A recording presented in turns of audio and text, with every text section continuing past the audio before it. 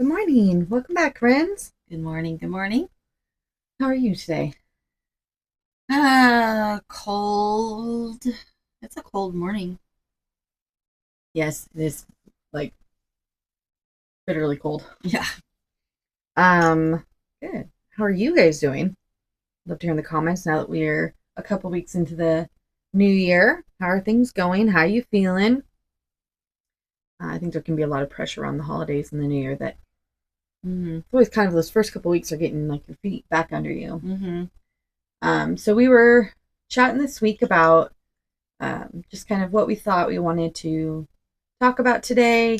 And we landed on the concept of bringing creativity uh, into 2026. So um, grab a cup and join us for a chat. And if you don't know who we are the Rustic Girls. I am the daughter of the mother daughter duo, and my name is Katie. And I am the mother of the mother daughter duo, and my name is Patty. So we're so excited. If this is your first time, say hello in the comments, or if you've been here for a long time, we'd love to get to know you all. And uh, sorry guys, I have a sick kid. I was just on Patty here about how I've had like maybe 6 hours of sleep in the last two nights. So my brain's kind of kerfuddling the words, but say hello in the comments. We love to get to know the new people. We love to hang out with the old people. Sorry, in the past, I've been missing the comments. I learned where to look for them, so you'll get replies more promptly. It will be so much easier when we hit 50 subscribers mm-hmm. and we can just go live and hang out with you guys live. That being said, like and subscribe if you're enjoying our chats. We'd love to grow this. And like we said, get to the point where we can just go live with you guys because it's always more fun when we're just hanging out together. But yeah, so let's go ahead and I think just dive into today's topic of conversation. So, I think when you're a creative person, which all people are creative, but there are some who really lean into it more. But so especially the ones who really lean into it, you have 1,000 projects, 1,001 projects, right? And you never seem to get to them all. And they just kind of hang over your head. And we're thinking about kind of what has impeded us being creative in the last couple of years. What things have held us back. And I think one of the big ones for me is too much. There's too much to do, so there's overwhelm. And so one thing I'm doing this year different is I've got, probably 2, maybe 3 boxes worth of projects that I've just never gotten to. So I'm pulling them out, going through them, kind of mentally listing them. I don't know if I'm actually going to write them down anywhere, and then setting a goal of like 1 or 2 a month. And so I think at the beginning of each month, I'm going to sit down, I'm going to look at my projects, think about what ones I want to accomplish, what do I need to get to accomplish them. And that way it kind of like puts it into bite-sized pieces, puts it into practical steps to finish the projects I have. And at the end of the year, the ones that aren't done, I'm just going to let go of.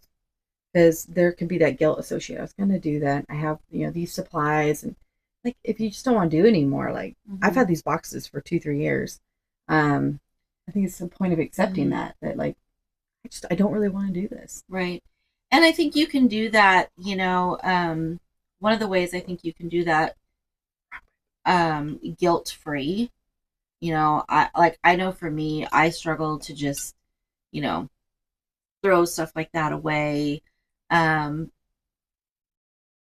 I think, just donating them in general to a thrift store, they're going to get resold. But there's also places like community centers, senior centers, even like, women and children's shelters, to have projects, that they can work on there. So there's like really, for me anyways, that feels a little more like putting it directly in the hands of somebody rather than just sending it to the thrift store for somebody like me to buy and put on a shelf. To buy and put on a shelf. So I mean, that's another thing to consider. Yeah. And I think on that, one thing you didn't mention one place was the library. Oh, And so, obviously it's more limited, right. right? But like my sister-in-law is part of a crochet group at the library. One thing they have is a tote of yarn Oh, and some crochet supplies, so that if somebody wanted to just come and hang out and like learn how to crochet, like they'll, it's a bunch of women just what a hanging out great together. idea. Yeah. And so if your local library has a crochet thing, or like mine has, and this is not particularly crafty, but it is creative, is like Legos, is you can talk to them about donating your supplies that way. But I think part of And it, I feel like that kind of almost fits under the community center. I mean, they have that mm-hmm, community, exactly, clubs type situation, not clubs, but yeah, meetings. That's a exactly. great idea. But I think that that really fits just the idea of letting go. Mm-hmm. To the old projects that don't inspire you, that have become a chain around your neck. Mm-hmm. There's nothing wrong with just letting go of those projects. And I think on that, it's also letting go of expectations. Mm-hmm. We can psych ourselves out because it's not going to be perfect. It's not going to be exactly what we pictured. Then we don't do it because we're not good enough. And that's the number one killer of creativity, is assuming it's not going to be good enough and comparing to what you think it should be, whether it's in your mind or because it's somebody else made this and I'm trying to recreate it. Mm-hmm.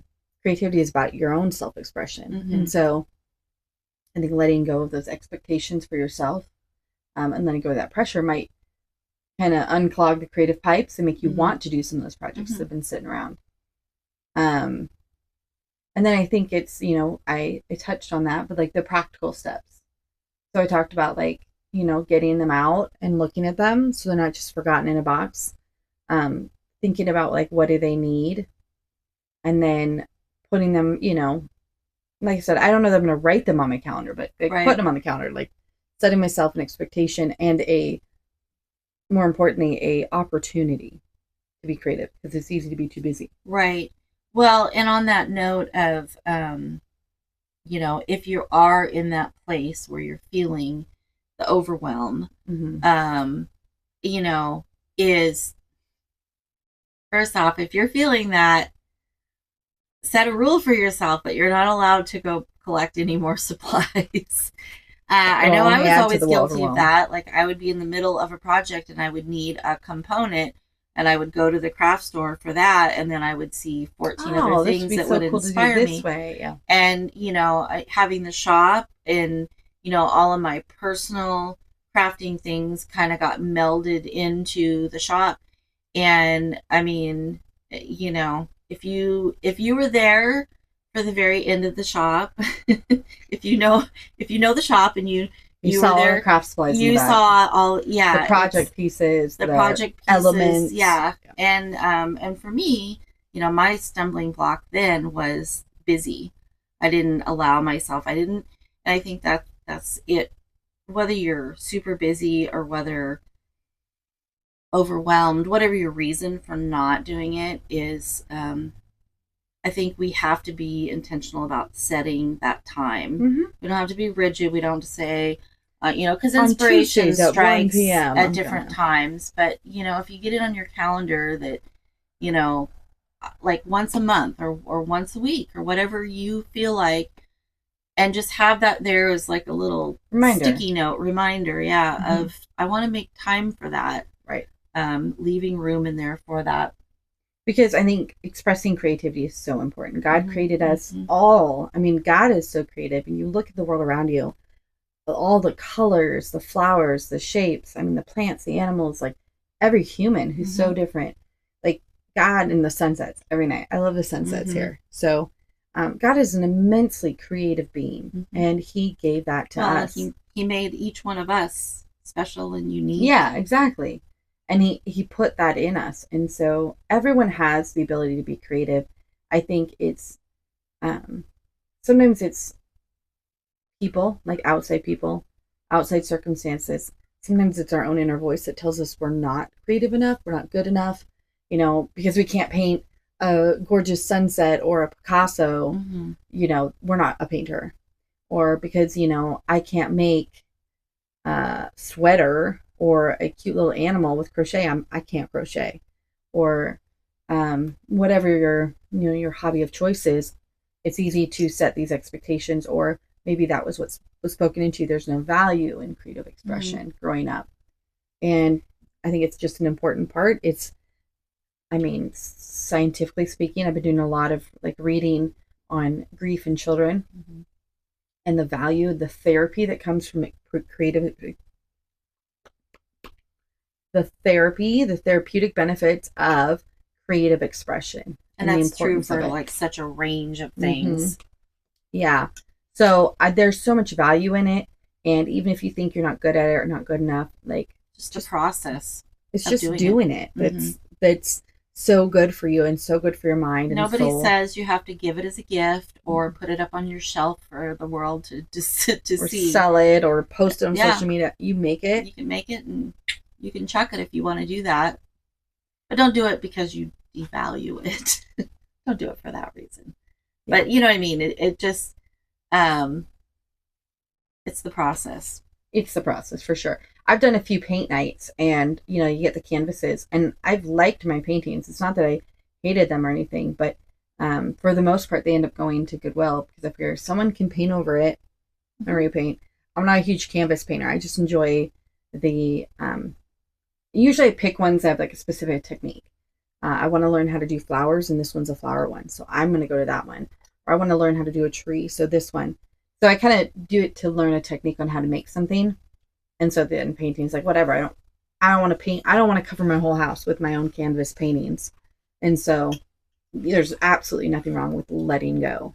You don't have to keep it, but I think it's important to do it. And creative expression can look like really tactile things. It can look like painting. It can look like mosaic. It can be crocheting. It can be drawing, sketching. But it also can be things like poetry, short stories, you know, in the writing realm. It can be music. Some people are really into taking their journaling to that next level where they're like those pages journals. Are just like a work of art. They do a lot of different lettering techniques or they add things into it. It can be scrapbooking. It can be digital art. Digital, yeah. Musical, cooking, baking. I want to show a small way that I bring creativity in my life. And some people look at the notes I take at church and they will think I am insane. This was last week. And my daughter she's one of those who overthinks. And so I've been really trying hard to work with her about, it doesn't have to be perfect. I just want you to do it. And so one of the things was this year we started trying to have the kids take notes from church. And the littler ones are like, heck yeah. And they write down something like verbatim, like half of a sentence that the pastor said. Okay, all right, well, let's just start. But she struggles, she chokes, and she doesn't write anything. And so I'm like, one of the things I want to show her is how different people take notes. And mine is very chaotic. So there's like highlighting. Oh man, the light is awful. Boop, boop.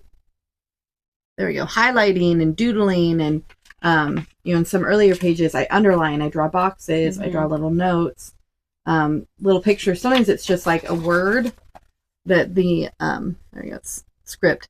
The Holy Spirit. So sometimes it's just like a word he says or from a verse, and I just do it in a fancy script.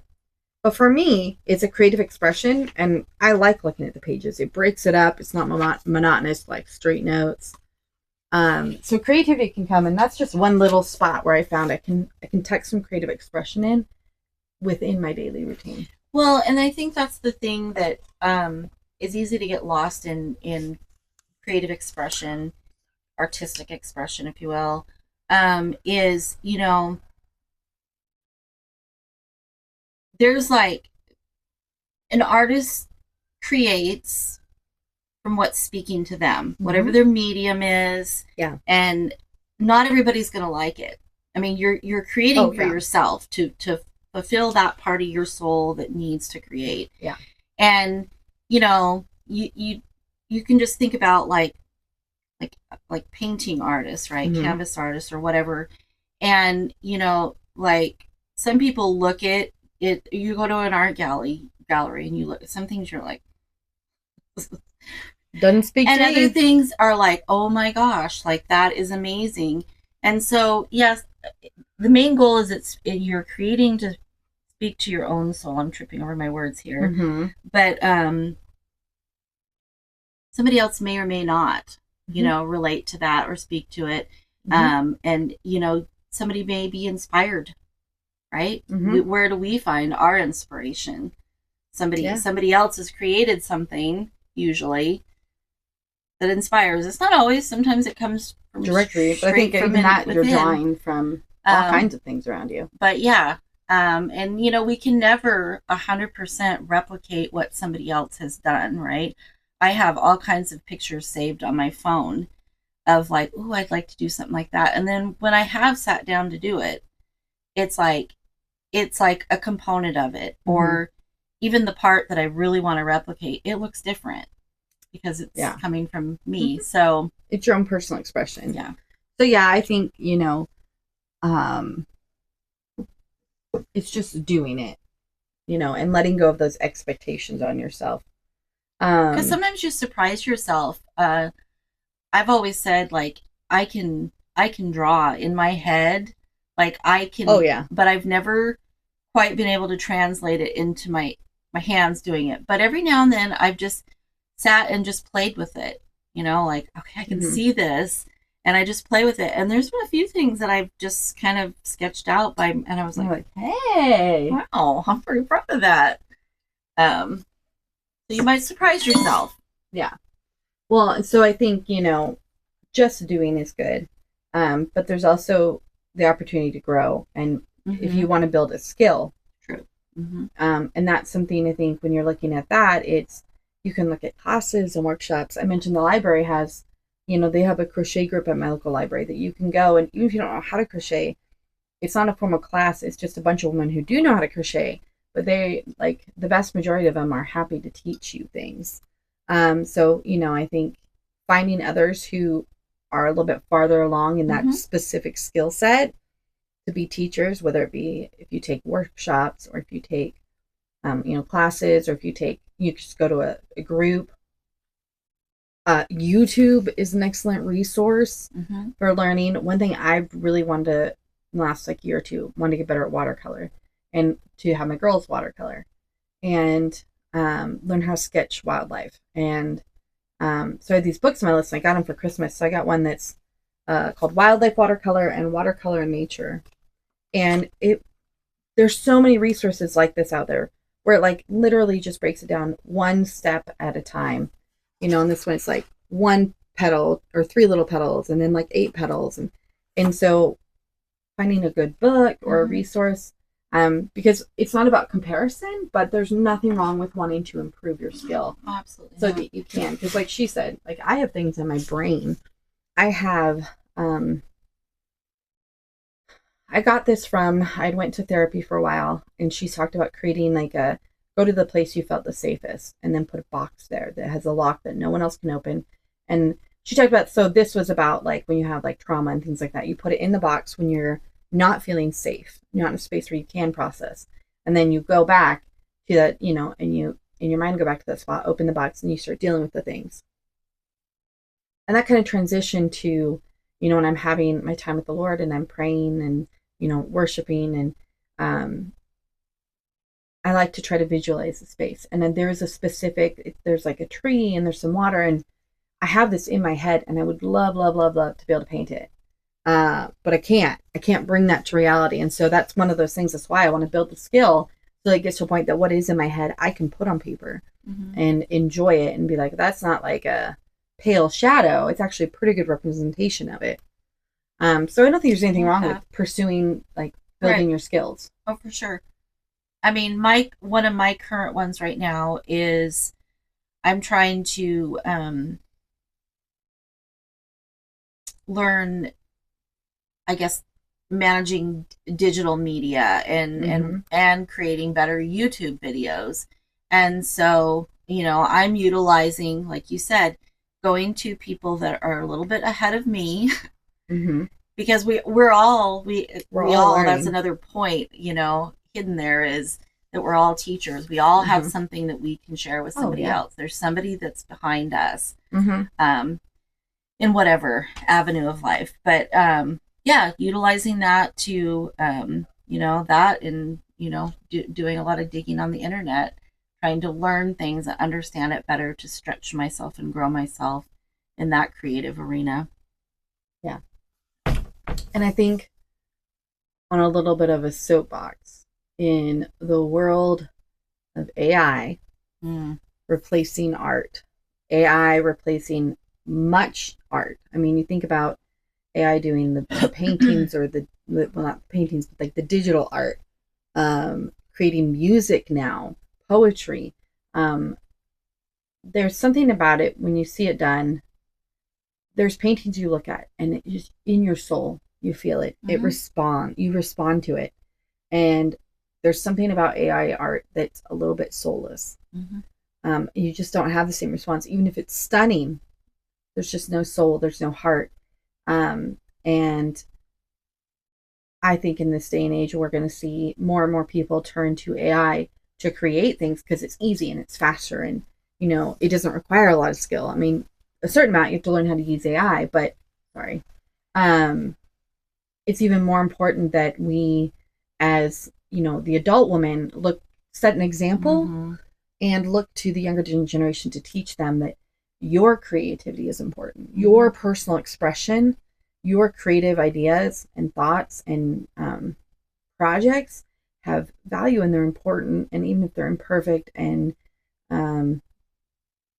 ultimately discarded if you don't keep it, right, there's importance in doing the creativity and important in having that like human. I know there's I don't know why I thought I could do it's that. on a bench, the tripod, and I always, me too, like my your back starts to hurt, and so you want to put your leg up, take some pressure off, or put my coffee down, and I do the same. There's so much importance though in like encouraging in ourselves and in those coming up behind us to continue to express creativity, to continue to create and do things and put real things out in the world. We're not perfect and we're not all symmetrically beautiful. You talk about the AI models and it's like they check all the boxes of beautiful, but except for like the real part, the real box. Well, and I would say what you had to say about the soulless, I've even seen it, because, in my last year, a lot of my focus has been travel related. And, so I've been in all these like travel groups and things, and people will post like photos all the time. And sometimes some photos, like you said, they come up and they're beautiful, but there's just something that just doesn't feel quite right about them. And then you start like, people start talking about it in the comments, and it's like, it's not even a real photo, which is why. And I think our souls identify with that. There's, like you said, there's something about, because even in photography is one we didn't even mention, is another, the artist, there's a part of their soul, I think, that pours into whatever that medium is, and we feel that and we draw from that. So yeah, creativity is important. It's important to make time for it. Yeah, I definitely. And it can never replace. That's the thing, is it can never replace what we as humans, what God has given us as humans to be able to create. AI can never replace that. That's the one thing it can never do. It can study us and watch us, and it just can't, because there is that soul connection to even the content I see. I see, and I dabbled with using AI to help me figure out how to do like descriptions for the podcasts in the beginning. And oh boy, way better than what I could write. But the thing about it is, I just felt like it wasn't really me anymore. It's coming from you, yeah. And so I was like, no, I'm just gonna go back to writing what I write. It might not be as polished, might not be as like eye-catching, but it's gonna be authentic, and that's really what we're about. It's gonna speak to the people that it's supposed to speak to. Yeah. It's all about authenticity. And so and I notice it like now there's certain podcasts that I've really enjoyed, and I'm not listening to them because of it. But I look at their things and I'm like, oh, that's AI written. 100%. That's AI written. There's just something about it. It's just like, it's too spot on, too polished. It's just not quite relatable. And I think you can use it as a tool, just like, you know, we've used Google or encyclopedias or anything else over the years as something to draw from. But then putting it in your own words, right? Yeah. I think really, really comes back to is the creativity. Don't let it steal the creativity, because it's your creative expression, not the computer's, not someone else's. So there's so much joy in creating. We've always, when we did workshops, that was one of the things. We never really did those paint and sips. We're all painting the same painting, not dogging on them. But for us, it was all about actually empowering women to really build their confidence creative. So it was really like free form workshops. And so you'd have pottery that they could paint however they wanted. It was painting rocks. It was making gnomes. And it was very loose, where you provide all the elements and the basic idea, but it was up to them. And it's really fun to see, you know, people come in kind of timid, and we just keep, oh, that looks great, keep going. Like, and by the end of it, it's like everyone has something that's like similar-ish, right? Because we're making the same thing, but they're all so different and they have so much personality. And there's just so much joy to be had in creative creating, that for us, it's always been a passion of ours, is really encouraging all women that you can create, you have creative expression, and what's inside your heart and your mind is beautiful and deserves to be kind of put out in the world. Well, and you know, you touched on something in my brain when you said when you brought up the rocks is, don't let finance, don't let money keep you, don't think, oh, well, I don't have money to invest in these things. You know, I'm interested in this, or I'm interested in that, but I don't have the money to buy all the supplies. So, you know, a piece of paper and a pencil, you can start writing, you can start drawing, you know, you can rocks, or go to the dollar store and buy the little canvases, you know, for very little. Doesn't have to be. It doesn't have to be, or you can, you know, start with that, you know, cooking, like let's say cooking or baking. Well, you've got to feed your family anyway. Maybe like each payday, buy like an extra spice or an extra thing that you can, if you love to experiment and, you know, add panache. So there's a lot of little ways that you can still nurture your creativity without having to go out and spend hundreds of dollars. And like we mentioned, YouTube is a great place to, you know, and your library. Free training. For the free training, the free... and on that, I think there's a lot of opportunities for resources. Things like the library. I don't have a ton of experience with community centers, but like I said, that library program, you could go and you could actually take it. Like, so you could get supplies that way. So marketplace is another good... thrift stores, garage sales, a lot. I mean... Yeah. Pick it up for cheap, or we're have talking given. About cleaning out our craft thing, you know, many times. I mean, that's how I had such a stash at the store, is like you go to sales and, you know, people are like, they're moving or they're downsizing or whatever. Or grandma passed away. So yeah. Yeah, there's a ton of opportunities to pick it up on the cheap. And especially when you're just starting out with something, I think the cheaper the better. You don't need premium. Like, do it for a while, find if you actually love it, and then, you know, as you can start investing, like, I'm gonna buy one nicer, like, let's just go with the watercolor painting, you know. It's like, I just read regular paper. Well, we all know regular paper doesn't work great with watercolor, but you play around with it, you sketch, you get better, and you're like, I like this, I'm gonna buy high quality watercolor paper, and then maybe I'm gonna buy one or two brushes, and maybe I'll get better paints. So I think, start with cheap, keep it low pressure, because also you buy the expensive stuff, now I feel like I have to use it. I spent all this money on it, and I feel guilty. I can't just get rid of it because I invested all this money in it. Yeah. So give yourself grace and give yourself an out. And I think starting cheap. Painting rocks is like a great, if you're drawn to, you know, that type of creative, it's a great way because you can put it on there and stick it out there in the world. You might brighten somebody's day, or it might just wind up a rock. A rock. Can't hurt anything. Got a little color on it. Yeah. It's a great way to I love finding. There's certain little rocks I found that have just spoken to me, and I still have them like around in like flower pots Mm-hmm. or, um, and you know, I mean, there's groups for that too, where you can like put a label and go track it. But you gotta keep it really simple and just know like random acts of kindness because they do brighten people's day Mm-hmm. for sure. Except for the grumpy gusses on the hiking trails who don't want any speck of humanity showing. So, um, if you're one of those grumpy gusses, I'm sorry. Much love. Um, if you're not, cool. Uh, but yeah. Anyway, I'm so tired. So I'm like, I had to bend over. I dropped my phone and bend over to like reach under my bed and grab it. And I told my mom, I was like, "You're so tired when like you like bend over on the floor and you're like, I could just stay here and go to sleep."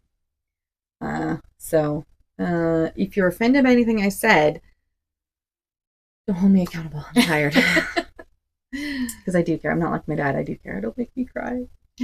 But yeah, I've enjoyed chatting with you guys. Yeah, for sure. Um, We'd love your thoughts. yeah. Drop them down in the comments. Like Katie said, we are looking closer so we don't miss these comments. I like this morning. I was like, "There's comments from 2 weeks ago. I don't know how I missed it, but I forgot there's a spot you can go and see all the comments." So hopefully, it'll be better about that. But again, if you're enjoying this, like and subscribe. Share it with friends you think will love it. We get up to 50. We actually get to go live with you guys, which is way more fun. We used to do that all the time, and it's great. Yeah. So, anyway, we hope you guys have a beautiful week, and absolutely. we'll see you next week. Bye, friends.